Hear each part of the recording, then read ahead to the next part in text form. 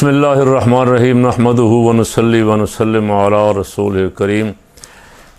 सुनने वाले तमाम और देखने वालों से दरख्वास्त है कि अल्लाह के हज़ूर दुआ करें कि हालात जो दिन ब दिन अबतर से अबतर होते जा रहे हैं, अल्लाह ताला को ख़ुसूसी मेहरबानी फ़रमाए। को ये बड़े जो तकब्बुर से भरे हुए एक दूसरे के साथ बैठने को तैयार नहीं हैं, ये मिल बैठें अपने लिए, कौम के लिए, मुल्क के लिए, पाकिस्तान के इस्तेहकाम के लिए।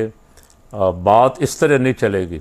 उस दिन 9 मई बल्कि 8 या 7 मई को एक प्रेस कॉन्फ्रेंस DGISPR ने की। ख्वाहिश तो ये थी कि सुलह की बात करें, उल्टा उन्होंने कहा जी अब बात ही नहीं हो सकती दहशत गर्दों से और फसाद फैलाने वालों से, और ये नहीं हो सकता, वो नहीं हो सकता। और इल्ज़ाम भी फिर वही इल्ज़ाम फिर दोहराए जो साल पहले थे। अब तक तो उन इल्ज़ामात का तिया पंचा हो चुका, कौम सारी देख चुकी।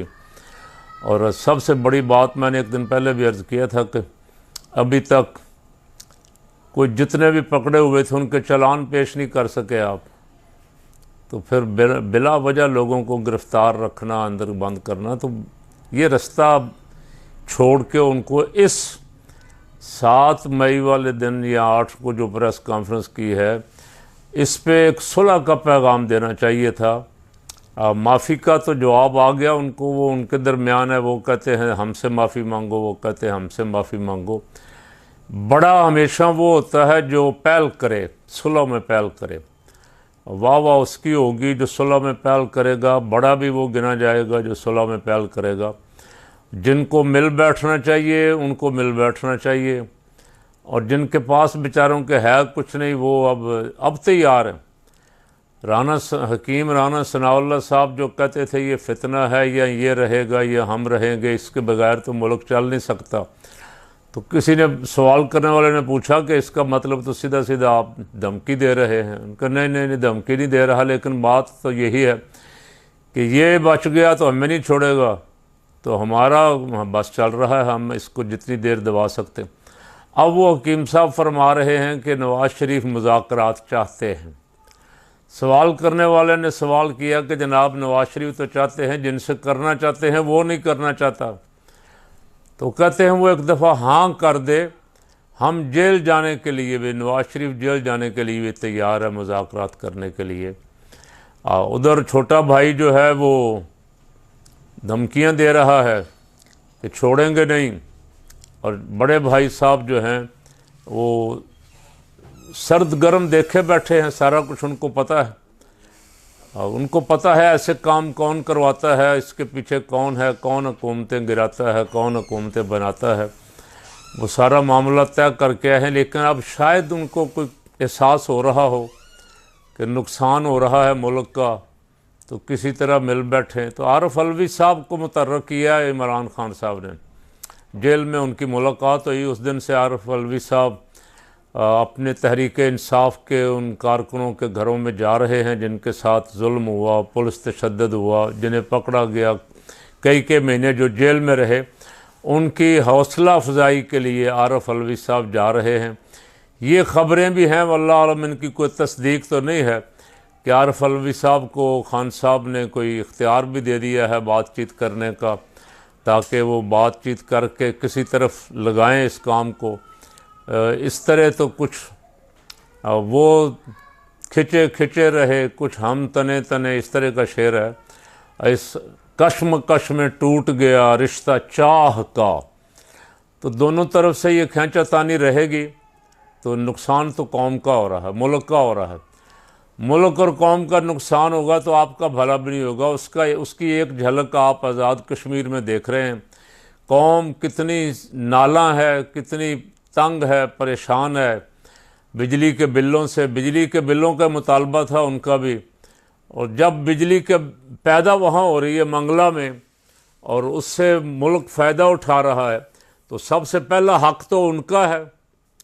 यही बलोची बेचारे मुतालबा करते थे कि सुई के मकाम से गैस जहाँ से निकल रही है उनको नहीं मिल रहा कुछ भी, तो उनका पहला हक़ है कि उनको दी जाए।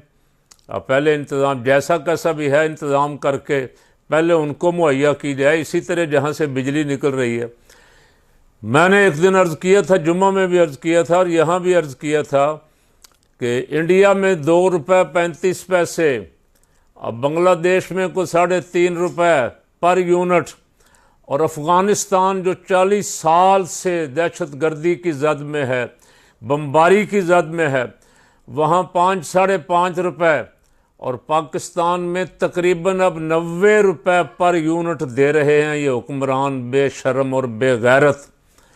₹90 पर यूनिट दे रहे हैं, गरीब मर रहा है, गरीब का मजाक उड़ाते, कहते हैं और तकलीफ़ उठानी पड़ेगी थोड़ी सी, और ख़ुद तमाशा कर रहे हैं, खुद मराद।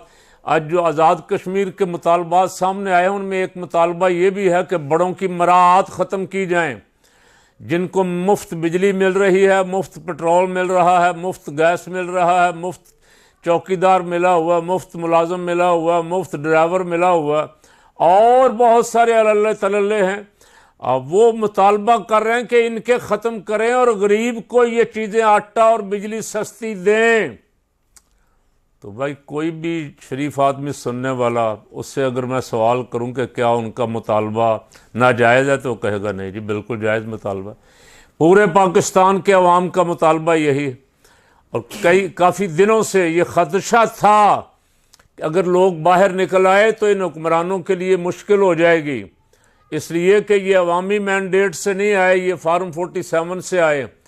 और फार्म 47 के बारे में अनवारुल हक काकड़ का बयान आ चुका कि अगर मैंने फार्म 47 की हकीकत खोल दी तो तुम मुंह छुपाने के काबिल नहीं रहोगे, हनीफ अब्बासी को कहा उसने। तो उस पर भी एक मुतालबा आ गया है, पता नहीं PTI वालों का है या किसका, कि उसको सरकारी तहवील में लिया जाए और उससे पूछा जाए, सुप्रीम कोर्ट आर्डर दे उसे सरकारी तहवील में लेके उस निगरान वज़ीर आज़म को पूछे कि फार्म 47 वाला ड्रामा क्या किया है, किस तरह अवाम का मैंडेट चुराया है।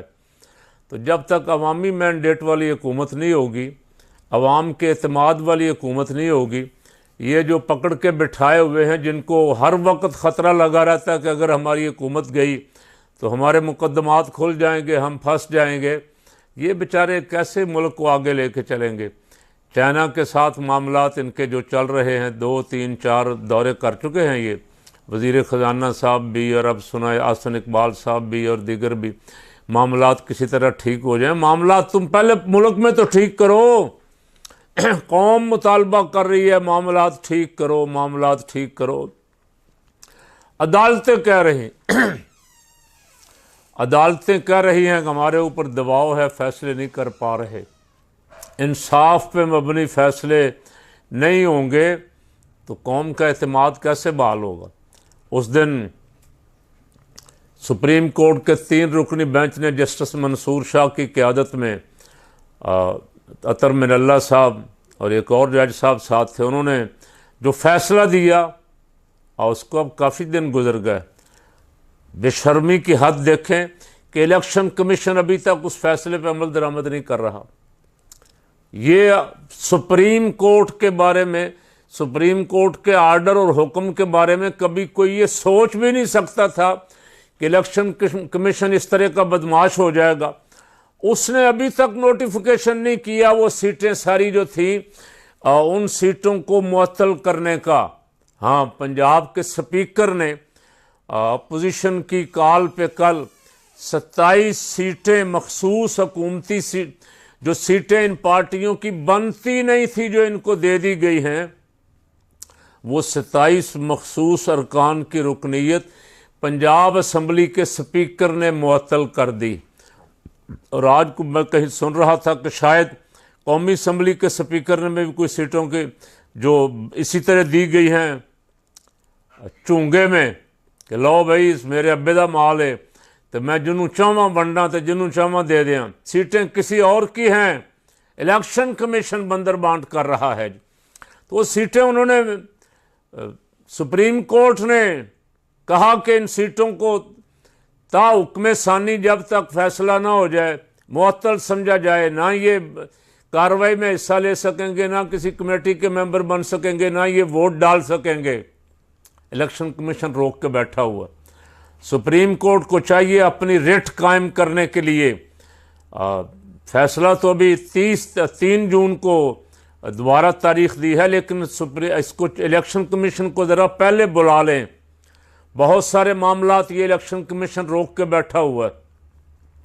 लाहौर हाई कोर्ट में जो बेंच बनाए, लाहौर हाई कोर्ट में ज़ाहिर है पंजाब के मामलात हैं सारे बहुत सारे हलकों में हल्ला गुल्ला हुआ, फार्म 47 के जलवे ने जितवाए बंदे, तो फैसले ज़्यादा हैं, बंदे ज़्यादा हैं, केस ज़्यादा हैं। ट्रिब्यूनल एक कायम किया इलेक्शन कमीशन ने, 2 जज चुन के कायम किए। मैं उनके बारे में कुछ नहीं कहता, लोगों को पता है, जजों को भी पता है। हाई कोर्ट लाहौर के चीफ जस्टिस साहब ने और बेंच कोई बनाए, 5-7 बेंच बनाए, ताकि ये फैसले जल्दी जल्दी निपट जाएं और काम अपना शुरू हो। इलेक्शन कमीशन की गुंडागर्दी देखें कि वो लाहौर हाई कोर्ट के बनाए हुए बेंचों का नोटिफिकेशन रोक के बैठा हुआ कई दिन हो गए। चारों तरफ से आप जब घुमा के आएंगे तो आपको नज़र आएगा कि एक बंदा इस बेईमानी के पीछे, इस चोर बाजारी के पीछे, इलेक्शन लोगों का वोट चुराने के पीछे, लोगों का मैंडेट तबाह बर्बाद करने के पीछे एक आदमी है, और वह है chief election commissioner. Supreme court को चाहिए कि उसको बुलाए, या लाहौर हाई कोर्ट भी उसको को नोटिस वगैरह दे।